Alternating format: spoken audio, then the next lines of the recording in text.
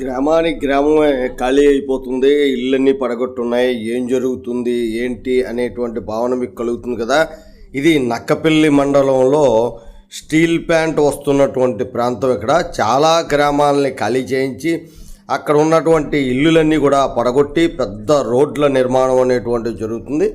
ఇక్కడికే భారీ ప్రాజెక్టు రాబోతుంది. అంటే విశాఖ స్టీల్ ప్లాంట్ కంటే చాలా పెద్ద ప్రైవేట్ స్టీల్ ప్లాంట్ రాబోతుంది. ప్రధానమంత్రి చేతుల మీదుగా శంకుస్థాపన జరగబోతుంది అని చెప్పి మీరు పేపర్లో చూస్తుంటారు. ఇగో గ్రామాలన్నీ ఖాళీ చేయించారు, ఇక్కడ ఉన్న ఇళ్ళన్నీ పడగొట్టారు, పూర్తిగా ఖాళీ చేసి దానికి స్టీల్ ప్లాంట్కి అప్పచెప్తారు.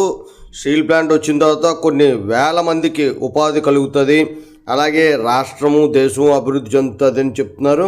కానీ ఇల్లు ఖాళీ చేసి వెళ్ళడం అనేటువంటిది చాలా బాధాకరమైన విషయం. గ్రామమే ఖాళీ చేసి వేరే దగ్గరికి వెళ్ళి ఉండడం అంటే మళ్ళీ అది కొద్దిగా మనసుకి కొద్దిగా బాధగా ఉంటుందని చెప్పి మేము అక్కడ డిస్కస్ చేసుకున్నాం. మనకు కూడా సొంత గ్రామాన్ని వదలడం అంటే చాలా బాధాకరమైన విషయం. జై హింద్.